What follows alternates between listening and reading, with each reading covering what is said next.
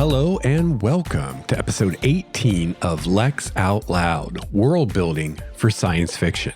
I'm your host, Lex Starwalker. I'm working on my third novel, my first science fiction novel, and I'm taking you along with me for the ride. In season 1, I'm exploring world building in depth. Today, I'm going to do my best to answer some of the questions you submitted about the setting, and today we'll be talking a bit about the society of the setting. But before we get to the questions, I thought I'd give you an update on where I'm at, what I've been up to as far as this goes. So yeah, kind of picking up where I left off last time, starting to work on character and plot ideas. I have a few different plot ideas now that I'm starting to kick around, and I'm actually pretty excited about them because they all kind of fit together. So that's pretty cool. Makes it seem much more likely that I'll end up using these ideas because I have these different ideas that actually fit together pretty well. So if I decide to go the way I'm thinking right now, then I can actually use all of these ideas that I've come up with so far together, which would be pretty cool. But yeah, it's all very ephemeral, perhaps is the word. It's all kind of vague and misty right now. Got some kind of general ideas and some ideas about some more specific things. But yeah, just got to keep kind of fleshing it out.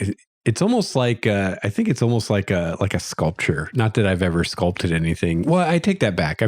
I did some wood carving when I was younger, but it's kind of like that. I think in a way, you start out with this block of wood or this block of stone, and you start whittling away at it, and in the beginning it doesn't look like anything. But as you work more and more, you start to see the outline of what it's eventually going to be. And it finally gets to the point where you can start to see what it's going to finally look like and what it is. And you're like, oh, that's going to be a mushroom, or, oh, that's going to be a dog, or whatever. And then it just gets more and more detailed from there. And, that's kind of how this is right now. So I'd say, to use the metaphor of a wood carving, I'm at the point where I've picked my block of wood and maybe I've used a pencil to sketch some lines on it where I might start carving. But even right now, the image in my mind of what the final carving will look like isn't set. So I'm probably not even drawing those pencil lines yet, because I imagine you'd want to know exactly what you're doing before you do that. But yeah, it's just one of those things. It seems like a lot of writing is like this, where it's most difficult in the beginning and there's the least apparent progress in the beginning. And then as you get further and further along, it gets easier and it seems like there's more progress in a certain amount of time, just because, you're building on what you've already done. So yeah, just got to keep plugging away at it. And I don't know. I don't know maybe if some of you feel the same way, but this past year, over a year now, has been pretty crazy with the pandemic and everything. And I finally got my first vaccination last week, which is super exciting. And then I think it's another 3 weeks. I have to wait until I get the second vaccination. And then I'm not sure how long it takes after that before I'm actually immune. Probably takes a couple weeks. So, the end of the tunnel is in sight now.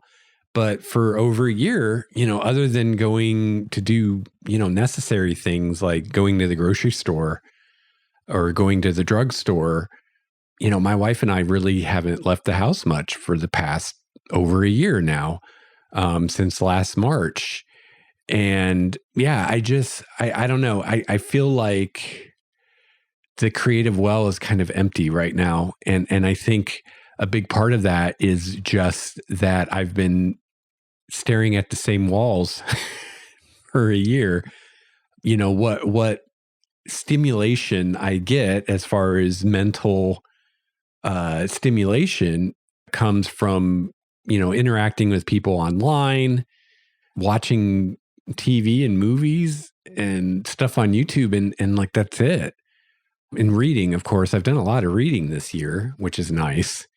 But yeah, I just, when I start trying to generate ideas or I start trying to brainstorm something, it just seems like an uphill battle. And it seems like, you have to really strain for every idea. And I just feel like a big part of that is just kind of in this limbo, in this kind of almost like a trance state, or like almost like you're in shock, or you're half asleep, where you're just almost hypnotized by just the same day in, day out routines and seeing the same things every day, doing the same things every day. All the days kind of blur together, all the weeks blur together, all the months blur together. So yeah, and I've heard, writers talk about the creative well, and various things that various writers will do to, quote, fill that well. Things like going to see a movie or a play, or reading a book, or going someplace you've never been before, meeting people you've never met before, just going somewhere and people watching, things like that. And a lot of those things just they're either not possible right now, or they're not advisable right now, or they're just not enjoyable right now. I mean, there are things my wife and I could go out and do, but once you figure in, having to wear the mask and having to worry about the jackasses around you that aren't wearing masks and all of that, it just sucks all the joy out of it. And you just rather stay home and not have to deal with all that.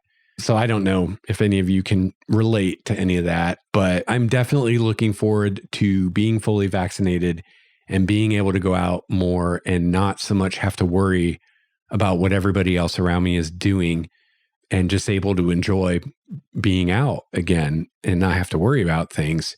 I'm really looking forward to that, and really hoping that, it'll get me out of this funk I've been in. And I think it will, just being able to go to different places and see different things and have some stimulation, mentally.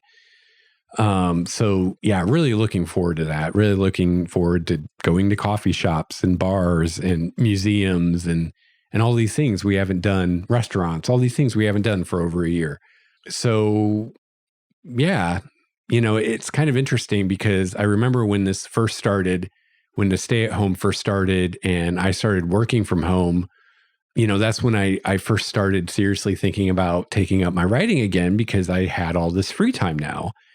And, one of the things I said was, if this, however long this thing lasts, is over, and I look back and say, oh, these months or whatever, I was basically home, with not a whole lot to do.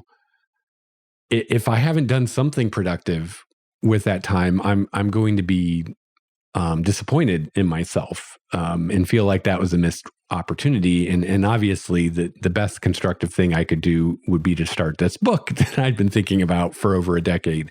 And that's what I ultimately ended up doing, and hence this podcast. But it's funny because it's like, yeah, I have more time, but at the same time, I feel like I have a lot less to talk about. Even just trying to make conversation with my wife every day, it's like, what do we talk about when we're doing the same things every day? We're not going out, we're not doing anything. The TV shows that we watch for the most part right now aren't on. There's only I think one show that we're watching right now, and it's only got a couple more episodes left, and it'll be off for however long. Which makes it worse. But yeah, it's like, what do you even talk about? It just seems like there's nothing to talk about. It's like, it's the same crap to talk about that I had to talk about for the last, 15 months or however long it's been. So yeah, it's weird a weird thing. And I'm sure when this is all over and we're back to the grind, that I'm going to look back on this time and be like, oh man, I miss having all that time and having that like nowhere to go, nothing to do, because it did give me so much time to get stuff done. But yet now that I'm in it, it's kind of hard to get stuff done. So I don't know. I'm curious if any of you have had similar thoughts or experiences. I tell you what, I'm just so thankful for everything that's happening with space right now, because it's been one of the true joys that I've had this past year is, keeping up with all the Starship launches. And there's been some other test flights by Blue Origin and some other companies recently that have been pretty exciting. So yeah, thank goodness for that stuff to at least have something, exciting to think about and to see. And also, of course, the Perseverance landing on Mars, that's a big one. And the helicopter flight on Mars. So yeah, I mean, I'm really glad that stuff's going on because it's been kind of a bright light this past year, just as a reminder that there are positive things happening in the world. Doesn't seem like very many, but there are some, and trying to focus more on those and not so much on some of the other stuff that's just bombarding us constantly every day. So anyway, that was kind of a tangent. Let's see, back to what I was talking about, what I've been working on. Also, kind of like I was talking about in a previous episode, I've been thinking a lot more lately about exactly what kind of story I want to tell, which it's kind of funny that I hadn't really thought about this until now, but I've been so wrapped up in the setting and the ideas for the setting and fleshing those out and doing all this research to try to make things as feasible as I can. I've been so wrapped up in all that I hadn't really thought much about what I wanted to do beyond that. And now that I feel like a lot of that is done and I feel free to move on to other things, I find myself asking, what am I even trying to do? What kind of story am I trying to tell? And thinking about that, I've been thinking, kind of the way I've been approaching it is, well, what do I like as a reader? What kind of stories do I like? And thinking of stories that I do really like and trying to find what they have in common, what works for me as a reader, and then, maybe try to do that. So when I think about that, I realize that the kinds of stories I really enjoy are often stories with a quote, everyman kind of character, just a normal everyday person who does, some normal job. They're not like, something glamorous or whatever. Just a normal everyman character who is then forced to deal with some kind of situation that's far beyond his experience, that's beyond what he's trained for, beyond, what he's had experience with. And he struggles with that, but ultimately rises to the challenge, learns he's capable of more than he originally gave himself credit for. And I really enjoy those kinds of stories. I find them very inspiring. And I think that a lot of people feel that way. I think it's even better when the reader can see the character's potential early on, even in the beginning of the story, but the character doesn't see that potential and has to, through the course of the story and what they deal with, learn to see and acknowledge what they're capable of and to accept that. A lot of times we're capable of a lot more than we realize. And I think it's really great when the author can show the reader, hey, this character actually has a lot of potential and is capable of great things. They just don't have the self-confidence or whatever to realize that about themselves. But now they're going to be put into this situation where they're going to have to rise to the occasion. And in doing so, they're going to learn that they do have, these capabilities that they didn't realize or didn't realize the extent that they had them. And, I also want the story to be relatable. I really hope to write something that will be enjoyable for more than just fans of science fiction. I'd love to write a book that just anyone can read and enjoy, even if they're not someone that normally reads science fiction or enjoys science fiction. And, that's a great way to approach that, is through your main protagonist character, your main point of view character being relatable, because if the main character is the king of the world or whatever, like no one can relate to that. So it's not super relatable. And I just want to avoid the stakes of the story being too big or too, quote, epic. And that's probably partly due to all the epic fantasy I've read, which, I mean, it's right there in the genre title, epic fantasy. But I'm just kind of been there, done that. I've just seen more than enough of that kind of thing. And I don't think I'm alone in that.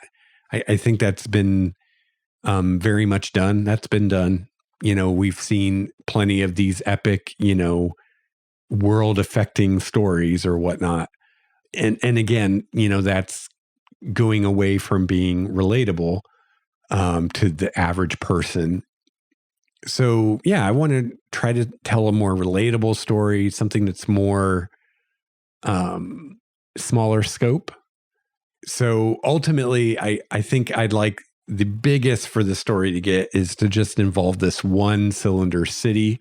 So, I mean, that's still pretty large scale. If we're talking a large city and we're talking about a conflict that involves that entire city, I mean, that's still pretty big. So that might even that might be bigger than I want to go. I don't know. Although that's kind of where the ideas I've been kicking around so far, that's kind of where they're at, is something that affects the entire cylinder, the entire city. So I don't know. We'll see. But yeah, that's what I'm thinking, at the biggest, something that affects just this one city, as opposed to something that's going to affect the fate of all humankind or something like that. I've been thinking more and more, I might actually start by writing a short little story about someone going to live on the first cylinder, the one that's built on top of the lunar space elevator, even though that's not where I'm planning on setting the actual story. Just maybe as kind of a writing exercise, just to start getting myself into the setting and into, the setting, I guess. I thought that might be a fun thing to do, just because I find myself thinking about that first cylinder a lot. And I feel like it might be a good idea for me to really understand well how that was, that first cylinder, because it's going to have a pretty large impact on the ones that come later. It's also smaller, physically smaller, and smaller as far as population. So in a way, might be a little more approachable. And I thought I could, have this character who's actually going to live there from Earth. And then that way I can focus in on all the differences that someone coming from Earth, who's lived on Earth their whole life, coming to one of these cylinders, what that kind of person would notice and how it would seem to them. Because that right there is how I can make it more relatable to the reader. Because if the reader were suddenly put into the story, that's the perspective they would have. Is they've only lived on Earth. They don't have any experience with places like this. So how would this place look to someone like that? Even with the main story, I'm thinking about going that route of having the main character not having been born on the cylinder, but was born on Earth, and the story begins with the character arriving on the cylinder, so that we can kind of see through her eyes what this place would look like to someone like us. And then also that way, maybe I can get away with explaining a few things that otherwise I wouldn't really be able to do, as far as how things work, because the character would be learning those things and would be adjusting to them. So it would be relevant to the story and to the character. So yeah, I might do that. I might start by writing that, and that might be something that I just write on for a while until I feel like I've got it, and then I move on. Or if I like the way it's going, it might end up being something that I ultimately finish as, maybe a short story or a novella or something like that. I don't know. We'll see. And depending how all that goes and how much I like what I've done with that, I may have the character from that story be somehow related or connected to the character in the later story, so that there's a connection between the characters. That would be cool. And then maybe, in the main story, we actually see the character from the short story who would be older now, of course. Something like that. Something else that I've just been thinking about more lately, the last, couple weeks or so, is I've started debating what I want to do with the cylinders as far as how big they're going to get, and starting to kind of second guess some of the decisions I've made so far as having the story take place on this huge graphene cylinder with 5 million people. The reason I went that big is because my initial concept for the story was a very urban city, something on the level of, say, Chicago or New York City. But I don't know that I need it to be that big. And the problem with that is the only way you can make one of these cylinders that big is using this graphene, which right now it's really hard to say how feasible it is that we would ever be able to make enough of it at the quality that we would need on the scale that you would need to make something of a size that you'd measure in kilometers. It may be a thing that's never a practical thing to do, no matter how advanced we get. It may turn out that this graphene doesn't have the properties that we think it does. So there's that aspect. There's also the aspect of, maybe 5 million is just too big. Maybe it's not really that feasible that there'd be that many people living in space anytime in the relatively near future.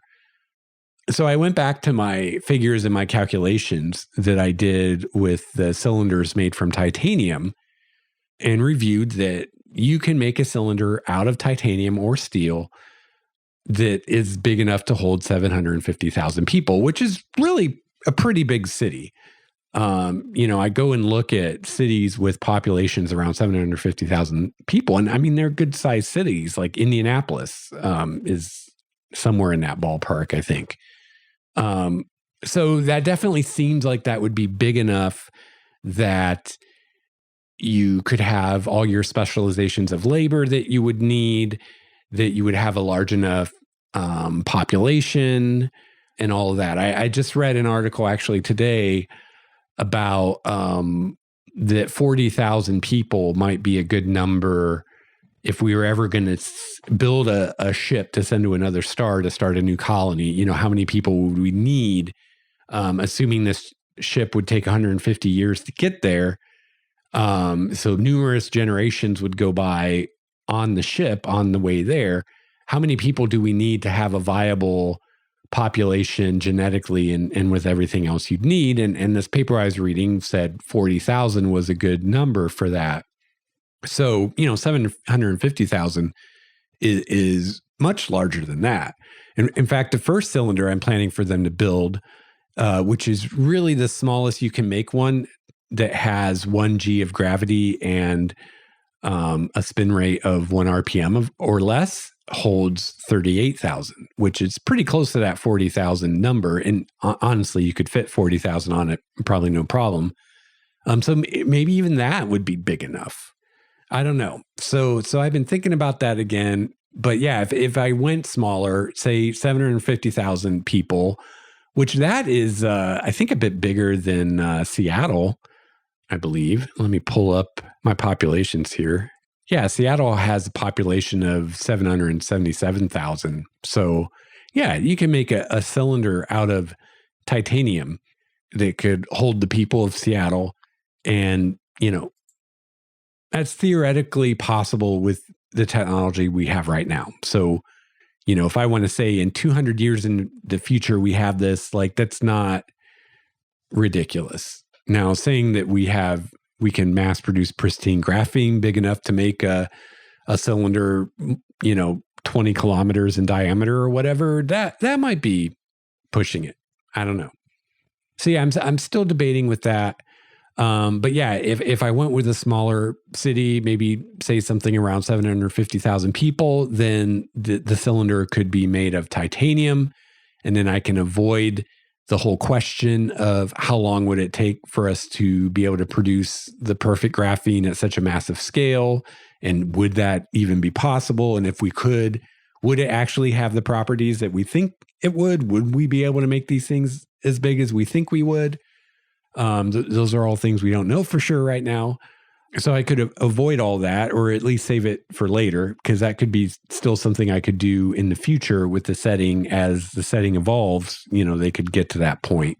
And it would also allow me to put the story much closer to us in the timeline as far as how far in the future we're talking, while still making it realistic. I mean, if these cylinders are titanium, then 200 years would be no problem. I could probably even make it sooner if I wanted to.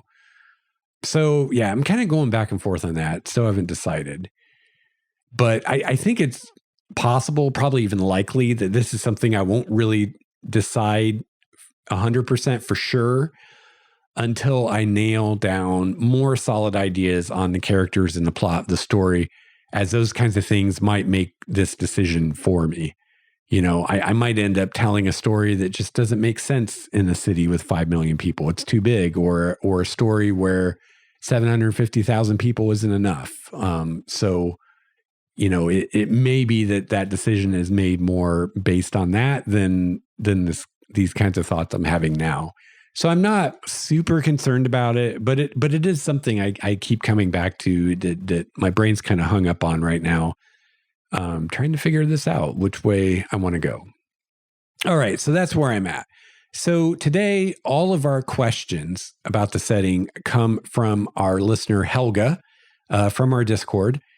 So thank you to Helga for providing our questions today. She provided quite a few questions, and they're all kind of on this theme of society in the future and what will society be like. They're kind of different spins on the same question or whatnot. So I thought I would just kind of cover all of these together. And this is really deep stuff. And it's stuff like I don't have necessarily final answers on all of these yet. So I'm not going to cover this exhaustively, but we can talk a little bit about what I'm thinking about some of these things. So Helga's first question is, what socio-political changes will occur to get the world to a point where it focuses on space development? So yeah, this is a great question. And, this is the question that we're getting the answer to right now. Actually, these changes are happening right now. And I think we're on the cusp right now of that shift to focusing more on space development. It's already happening. It's already happened among certain people, certain companies and whatnot. But I think in the very near future, it's going to be a much more mainstream thing. And we're going to see more and more businesses getting on board the new space train. So I think one of the biggest things that will happen that will bring this change, this revolution about, is just simply going to be a demonstration of how much money there really is to be made in space. As soon as one or more companies start making good money, start making the big bucks, doing things in space, whether that's building space solar power satellites, or mining asteroids, or mining the moon, or building hotels in low Earth orbit, or doing, sending people up to orbit and back down like what Blue Origin wants to do, or something else. Whatever it is, as soon as one or a few companies start doing something like that and start making real money doing it, I think overnight there will suddenly be all kinds of people and entities suddenly interested in space development. I'm old enough to remember growing up in the Midwest of the United States. I remember not that long ago when it was most people did not recycle. Most people, didn't care too much about the environment. Definitely from a business point of view, businesses didn't care about the environment. Businesses didn't care about being green. Nobody cared about that.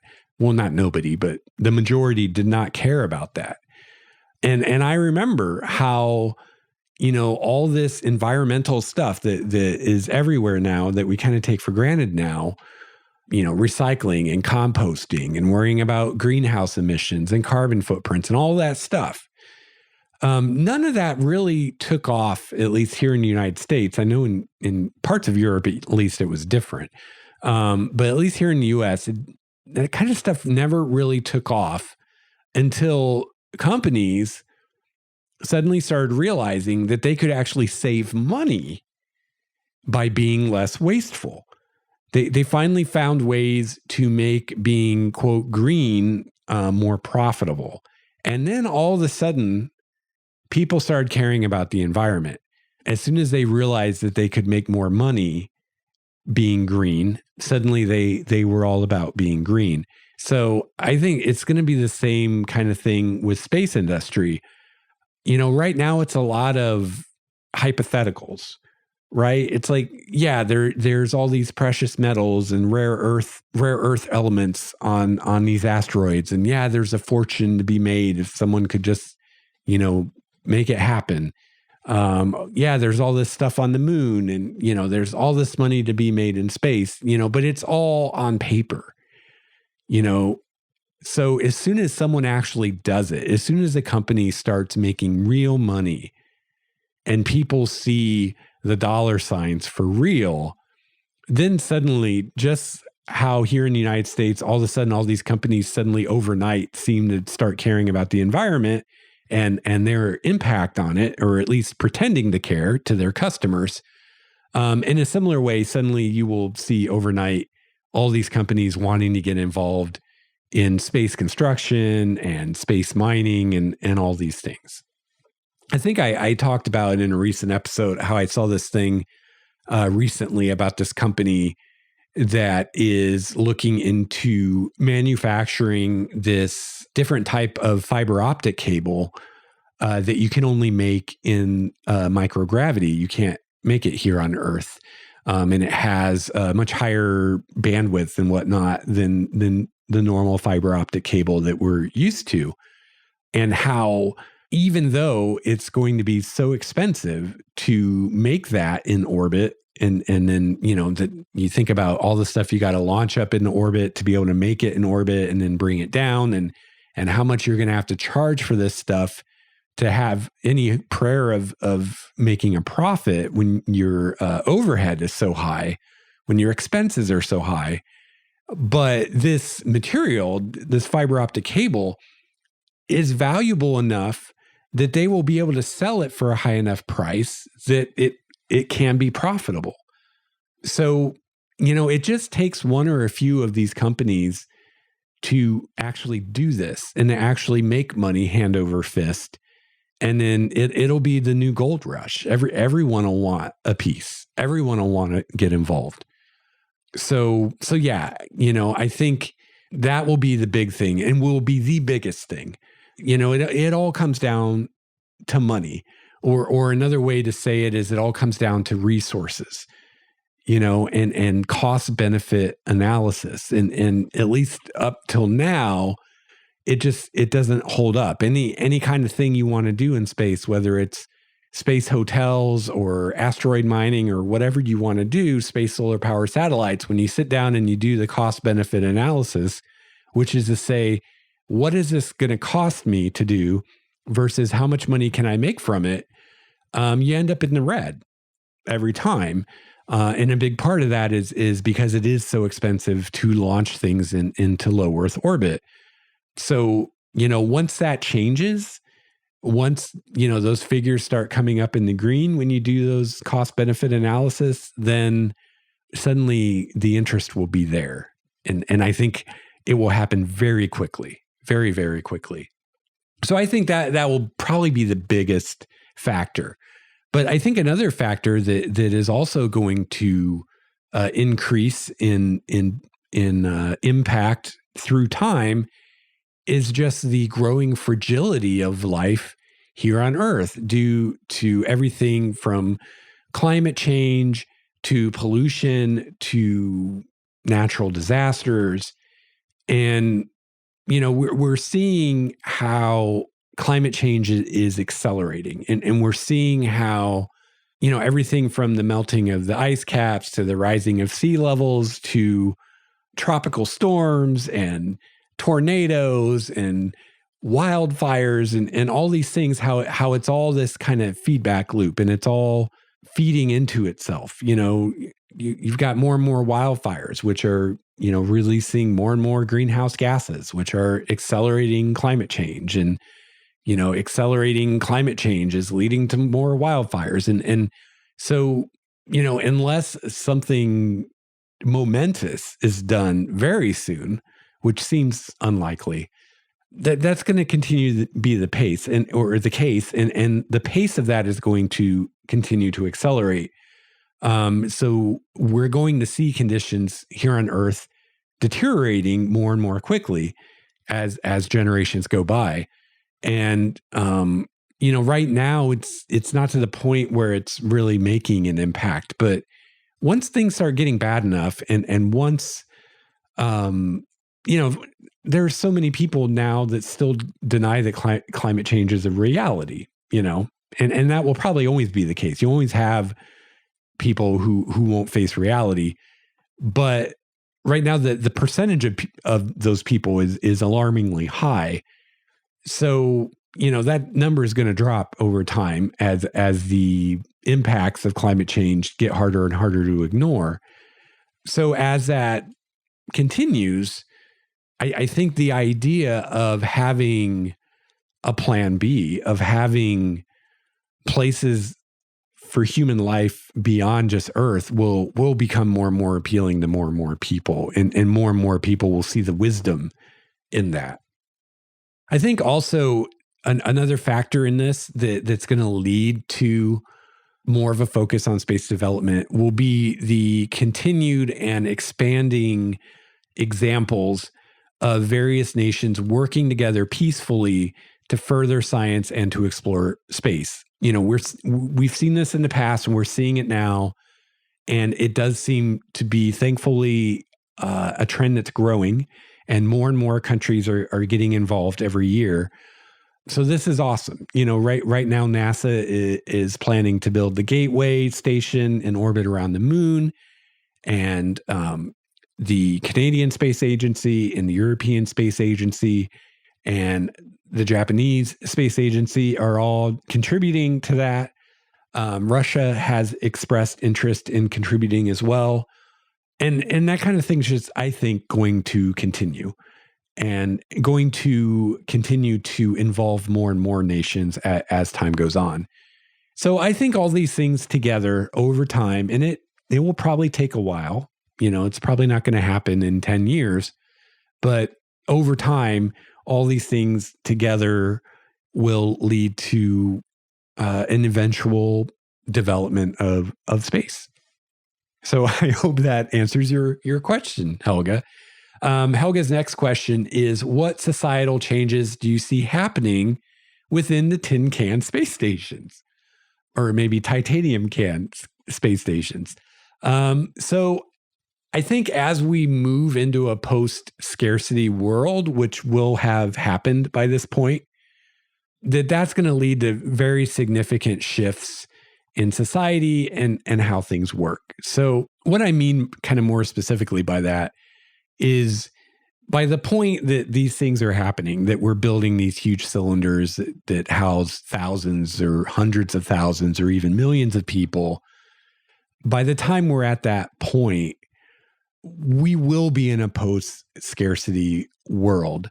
We will have the ability to 3D print pretty much anything, everything. And we will have robots and automation to do any kind of, quote, menial or manual labor. Basically anything that humans don't want to do or that humans can't do better, robots and machines will be doing by then. So the economics will be very different. And for one thing, you're going to have space solar power is going to be a thing. So you're going to have limitless energy. So energy will either be free or will be ridiculously cheap. Like I said, you'll be able to 3D print everything, anything from, a pencil to a car. So, there won't be scarcity of energy.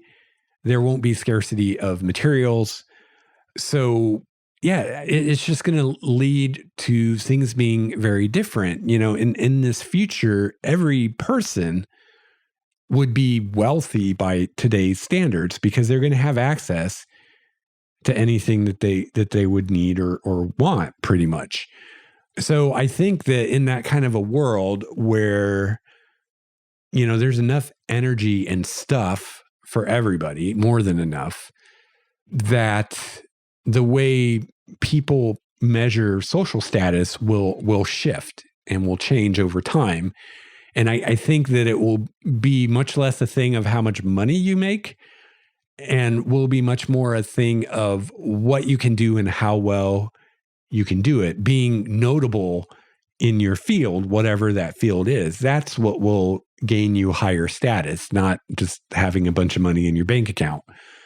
So whether, you're a robotics engineer or an aerospace engineer or a pilot or a musician or a doctor or whatever you are, that's going to be what's going to gain you notoriety is what is it that you do and how well do you do it?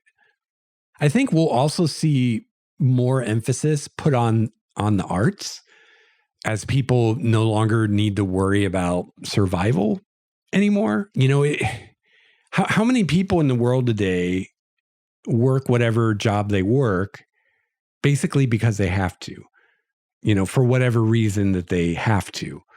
It seems rare to find someone who's really doing their quote dream job, who's doing what they do because they love it and they would do it even if they didn't get paid for it. That seems the exception, not the rule, right? A lot of people, maybe they like their job okay or whatever, but if they won the lottery tomorrow, the first thing they do would be quit their job, right? Because they're doing their job because they have to pay their bills or whatever, not necessarily because they want to or because they find it fulfilling or anything like that. So I think, if you imagine a world where the majority of jobs that people have today are done by automation and aren't actually done by people, there's just more room for less, quote, practical endeavors, things like the arts, music and drama and entertainment and all that. People will value that more and more as they have more free time because they don't have to work so much, as they have, their access to entertainment isn't limited by not having enough money or whatever. So I think you'll see a lot more people going into the arts because, for instance, at one point in my life, I wanted to be a musician. At one point I wanted to be a writer, or I guess I've always kind of wanted to be a writer. But for instance, when I wanted to be a musician, everyone from my parents to my guidance counselor at school discouraged me from doing that because you can't make a good money or you can't make a good living as a musician. I mean, yes, there are musicians who make a good living, but they're less than 1% of the musicians out there. The vast, vast majority of musicians out there are, they're working day jobs. They're not even making a living from their music. Or if they are, they're barely scraping by. So I imagine a lot of people have heard that. A lot of people who wanted to be an artist or wanted to be an actor or wanted to be an athlete or wanted to be a musician or anything like that. I'm sure many of people like that we've heard, the discouragement of, oh, you shouldn't do that. You won't be able to make a living. You won't be able to support your family, blah, blah, blah, blah, blah. So imagine how many talented writers and musicians and actors we've lost, and painters and sculptors we've lost who never pursued it because it wasn't economically feasible for them. So imagine in a future where that isn't the case, where you don't so much have to worry about the paycheck part of it. You'd have people that want to do that actually doing that. I think you'd also have a lot more people going into higher education and going into more specialized and technical fields, things like robotics, space construction, astroengineering, programming, artificial intelligence, that kinds of stuff, as well as all the sciences, the arts, things like that. Because again, imagine if just anybody could do what they wanted to do based on where their passion is and based on where their talents lie.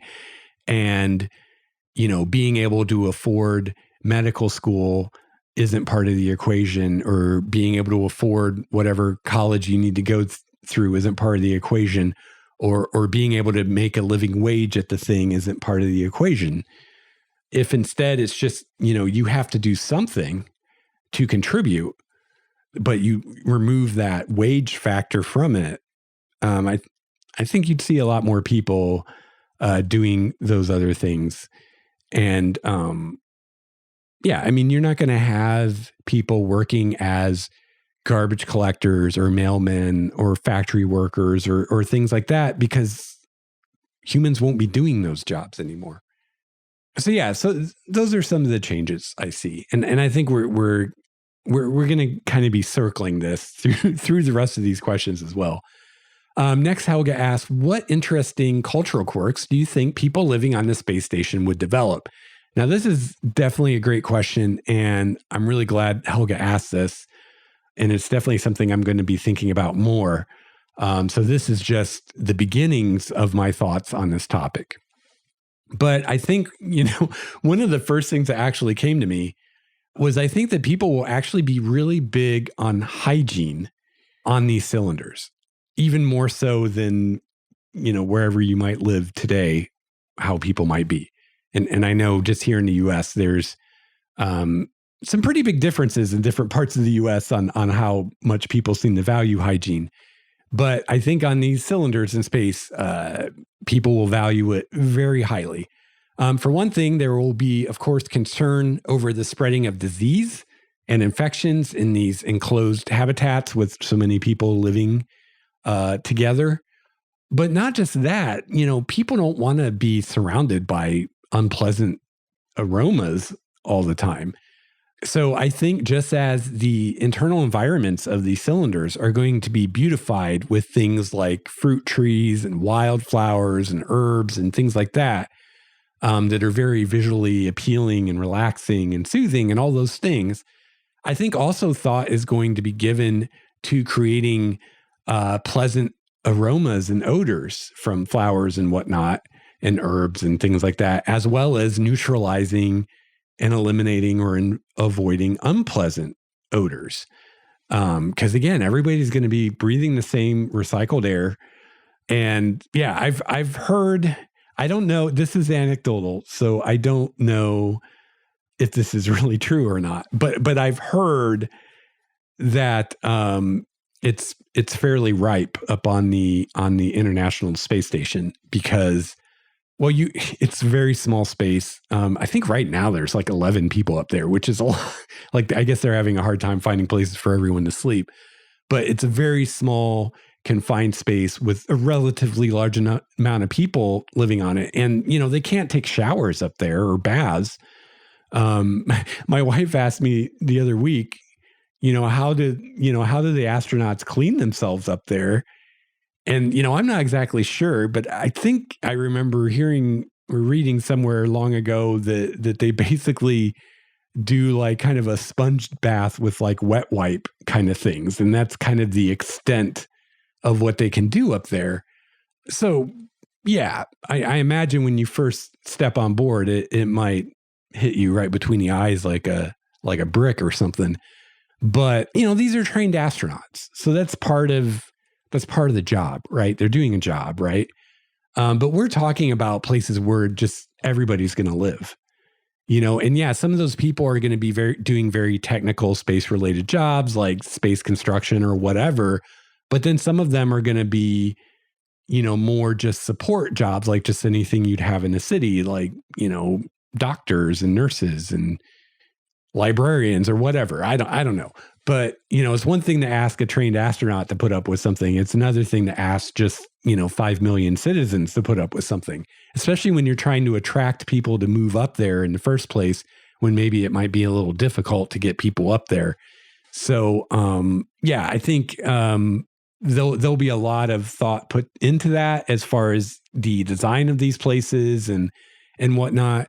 But then I think just in the culture that develops among the people that live there, that there will be a very high value placed on good hygiene, as far as being clean, as far as limiting the spread of disease, and also just not being offensive to everyone else around you. I think, and this is a whole can of worms right here, but I think another interesting cultural thing that will develop, which is something I haven't thought much about, but I need to think about, is the various sports and games that people will come up with that they can play up there that you can't play on Earth due to the different levels of gravity you can have. So, this cylinder, it's not just one big, huge cylinder. It's kind of like the Russian nested dolls. I'm not sure exactly what they're called. But there will be smaller cylinders within the larger cylinder, and the smaller cylinders will have less than 1 g Earth gravity. So some of those will, they might be used for farming. They might be used for research that needs different levels of gravity. They might be used for various types of construction that would benefit from having a lower gravity. But you can also have recreational areas that are more towards the center of the cylinder that will have less than 1 g of gravity, or might even be close to zero gravity or microgravity. And so, of course, people will find fun ways to utilize that, and will come up with some new sports and games that you can play, or variations of sports and games that you can play in low or no gravity that aren't possible here on Earth. So I think that'll definitely be a thing. And they'll have their own sports and their own leagues and things like that. To be honest, it's not something I'm really looking forward to figuring out, and I might just try to avoid it because I'm not really much into sports myself. I find them dreadfully boring. So yeah, don't expect a huge amount of detail on space basketball or whatever it is. But the one idea I had about this that did make it a little more appealing to me is a lot of people don't know this, but before North and South America were discovered by the Europeans, in Europe, there were no team sports. The whole idea of a team sport comes from the Native Americans that had various team sports. And indeed, some of our team sports that we have were inspired by Native American games. So I was thinking what I might do is go back to the source and go back to these, what little we know of some of these Native American games, and maybe start there and think of a variant in low G as opposed to starting with modern sports, and see where that takes me. That at least seems more interesting to me than trying to figure out how they would play football in space, because honestly, I could not possibly care less how they would play football in space, or if they even would. But yeah, that might make it more fun for me. But, that's something I can probably just mention. I don't need to go into a huge amount of detail of how these sports are played. But that's definitely a whole category of things, various recreational activities that you could enjoy in various degrees of low gravity, and what those might be and what that might look like. Another aspect, I think, at least in my setting, is there is going to be pretty much omnipresent surveillance by AI on these orbitals. And that's going to be partly for the weight balancing and distribution system that I've talked about a little bit in the past on the show, and also just partly for safety, because it is inherently a more dangerous environment. And, if something catastrophic happens, we're going to want to be able to know where everybody is. So yeah, that's just going to be part of life in space. Is you're going to be under constant surveillance, maybe not by a human, but at least by an AI. And so people will have to give up some ideas of what we now consider, personal privacy or personal space, to live in space just for the sake of safety. And yeah, I think these systems will be monitored by AI to avoid, the issues of violations of privacy. And, humans will need appropriate clearance levels and justification for accessing that kind of information and records. And I think that these are changes that will tend to happen on Earth as well, but more slowly, and may never get to the point where everybody is participating. Kind of right now, I have this idea that basically everyone's going to be chipped, kind of like how we chip our pets now. So everyone will have some kind of chip, some kind of subdermal chip implanted when they go to live on one of these stations, that will make it very easy for the AI to track their location, as well as, life signs, things like that. Because part of this will be, when I talk about safety, it's not just, if we have a hull breach or something, we need to know who's in that area or whatever, but just things that like, having an AI constantly monitoring your life signs and your biometrics. So if you start to have a heart attack or a stroke or an asthma attack or something like that, and you're all by yourself, the AI can notice that and can alert the medical teams or whatever, that you're in trouble and you need help, things like that. So, of course, there are going to be people on Earth who will never be chipped and, will die protecting their right not to be chipped. But there will be a lot of people, especially I think parents will be the early adopters of this, who will see the value in this and being, having your health monitored, and, if your kid disappears, you can find them, kind of thing. Or if someone goes out hiking in the mountains and they don't come back, you can much more easily find them and also know, are they alive? Are they in good health? Things like that. So I think that it will be adopted on Earth by a lot of people, ultimately by most people, but maybe never by everyone. And I don't think on Earth it will be something that's forced on people. I think it will probably be encouraged and incentivized in various ways, but I don't think it will be forced on people. But on these cylinders, it will be. I mean, it won't be forced on them, but it will be a requirement to live there. Like, you'll have to get chipped to live there. So they're not going to force you to get the chip, but then you have to go back home. If you're not, you have to go back to Earth if you're not going to get the chip. So, that could even have some trickle down cultural effects in the long term that would be interesting to think about.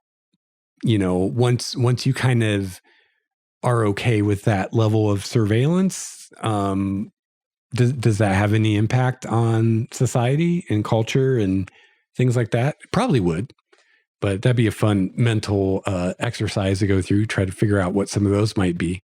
I think because of the, relatively speaking, the smallness of these communities and these cylinders, and the large distance that they are from Earth, that they'll have a need to be at least somewhat self-sufficient, if only for emergency purposes.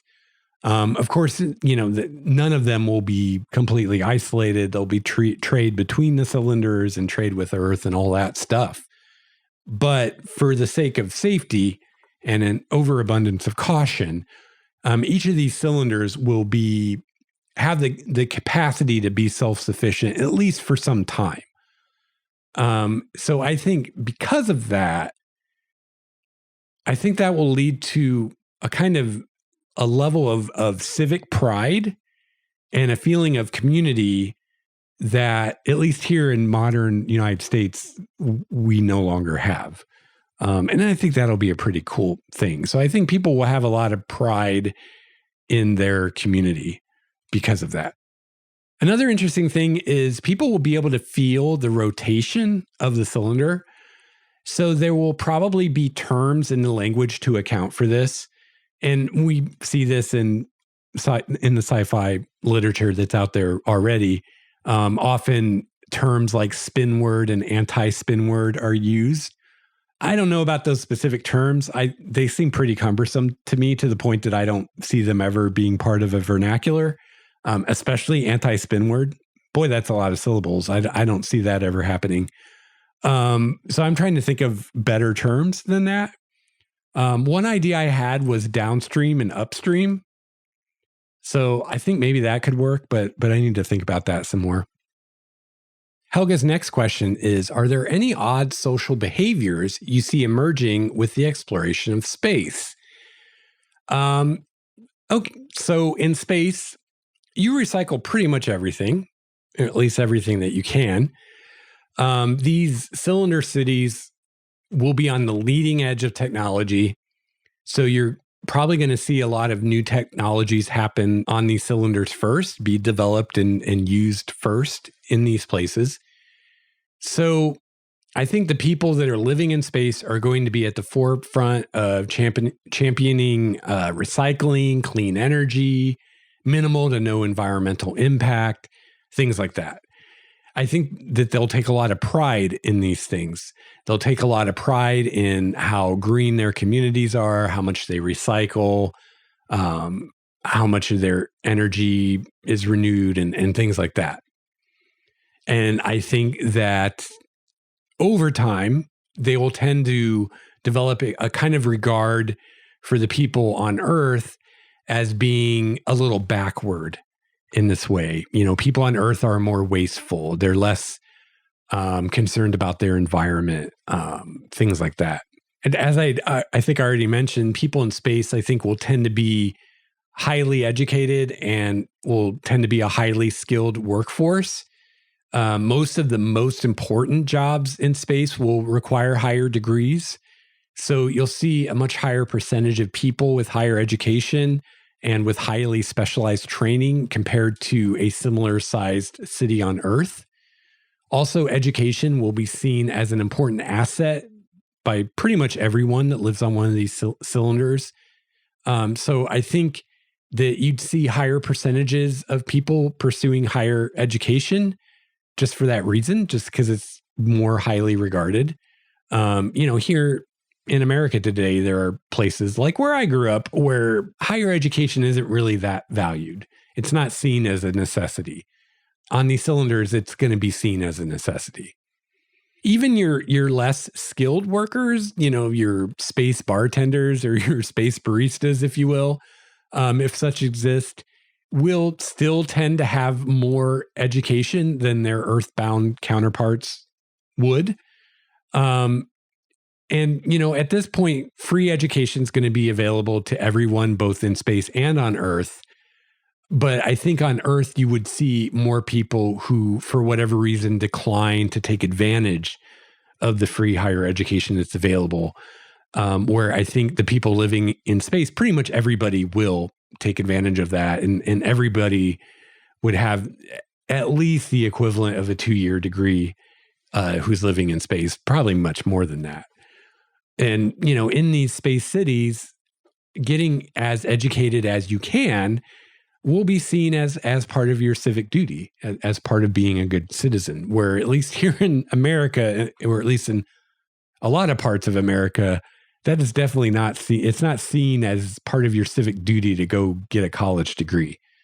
Definitely where I grew up, that's not the case. The first smaller cylinders that will hold around 38,000 people are going to have very specialized populations. Only the elite will be able to live in space. So, these first cylinders that are built, even though 38,000 is a lot of people, it's not enough capacity that you can just let anybody that wants to go up into space. And also in the early days, you're not going to want to just let anybody go up into space. The earlier stations are going to be smaller. They're going to have higher rotation rates. So you may have people in the population who are sensitive to that and just would not be happy living there. And the last thing you want, if you're trying to sell real estate in space and trying to attract home buyers or apartment renters to come live in space, last thing you want is people coming back to Earth and talking about how they were sicker than a dog the whole time and miserable. That's really bad PR. That's the last thing you want. So in the beginning, people are going to be pretty strictly screened physically and psychologically to make sure that that they have the right attributes to thrive in space. By the time of, this first city, big city size cylinder that I'm talking about, Union City or whatever I decide to call it, at this point, it's now possible for anyone to theoretically live in space. But I think that there will still be some competition for those spots due to the higher quality of living in space and the higher pay of the jobs in space and things like that. So even when you have, city-sized cylinders that can hold millions of people, there's still going to be competition for those jobs and for those living places on those cylinders.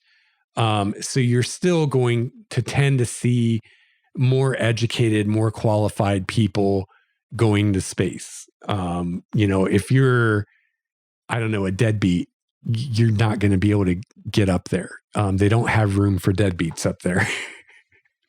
So the underachievers will tend to stay on Earth. And also just because getting to go to space, especially in the beginning, but maybe all the time, is going to require a lot of work, a lot of effort, and again, competition. It's not just as simple as buying an apartment in New York City and moving in. You're going to have to go through health screenings to make sure you're healthy enough to survive the trip. Even if it's up a space elevator, it's still beyond, your earthly experience. And not everyone is going to be healthy enough that would be wise. So someone who's just not highly motivated is just not going to make the cut. So I think for all these reasons, for the most part, you'd see more highly educated, more highly skilled, and more progressive people living in space. So I think over time, as this continues, you could see some pretty big differences develop culturally between people living in space versus people living on Earth. And I think the differences would be similar, but probably more pronounced, similar to, but more pronounced than the differences we see today between people who live in a city versus people who live in a rural environment and live out in the country. So it'd be similar kinds of differences between people in space and people on Earth compared today with people in the city versus people in the country. So it'd be similar to that, but even more pronounced. I think there may be a tendency for those living in space, especially those who are born there, at least second generation, to kind of look down on those living on Earth. But I think that tendency will be counterbalanced by the constant need to get more good people into space to fill these cylinders. They want to keep building more cylinders, which means they need to continuously have more people moving up into space. So I think there's going to be this sense of trying to recruit people from Earth to come live in the cylinders. But there will also be this definite feeling of once you've, quote, made it and you're living in space, you're now part of this elite. So I think the people living in space would be very careful in how they dealt with people on Earth because, again, they wouldn't want to alienate them because ultimately they want more people from Earth to come live in space. But there would be this kind of feeling of, you're someone special if you live in space. You're kind of the best of the best kind of thing. Many of the technologies that will be developed in these cities in space for life in space will then trickle down to benefit people on Earth. This already happens a lot. There are lots of what are called spin-off technologies that have come from NASA's work in space, for instance. So there will likely be a perception among those living in space of them being benefactors to those on Earth, people on Earth benefiting from their hard work and from the risks that they take every day living in space and working in space. And now people on Earth who are living the easy life get to benefit from these technologies that are developed by the people living in space. And yeah, although the cylinders will always endeavor to be as self-sufficient as they can, there will always be imports coming from Earth. There are just always going to be things that you can get from Earth that you either just can't get in space or can't make in space, or it's just not as good, or it's more expensive. So especially in the early days, I think there will be people living on Earth who feel like the people in space are benefiting from what they're doing. People on Earth who are producing goods and services being used by people in space. So, I think just like today, you talk to people who live in the city and they'll kind of look down on people who live in the country, and you talk to people who live in the country and they'll kind of look down on people who live in the city. I think you'll have the same kind of thing going on between people who live in space versus people who live on Earth. And, both groups will kind of see themselves as being better than the other group in some ways. I'd love to think that by then we'd outgrown such things like that. But biological evolution is very, very slow. So I don't think so. I think things will pretty much be like they are now, just different players and different stages. So thank you again, Helga, so much for your questions. Those were great questions. And even though this is over an hour long recording time now, I still feel like I barely scratched the surface of answering your questions. So thank you so much for such great, well thought out questions. And yeah, they've given me a lot of food for thought and continue to do so going forward. So yeah, I'm going to wrap this up here. And thanks again for listening, everyone. And really appreciate you listening to my super niche podcast. If you'd like to reach me, you can email me at lexoutloudpodcast@gmail.com. You can follow me on Twitter at LexStarWalker, and you can call my voicemail 951-465-5391. That's 951-465-5391. And finally, please join us on our Discord community. Would love to see you there, and you can nerd out with us about science fiction or space or whatever, gaming, whatever you want to. You can find a link to our Discord server in our show notes. And you can find all the contact information I just gave you in the show notes as well as a link to my Patreon page if you'd like to support the show. We really appreciate everyone who's a patron, as well as I have a support page on the site that gives you some other options, ways you can help me out as well, other than being a patron.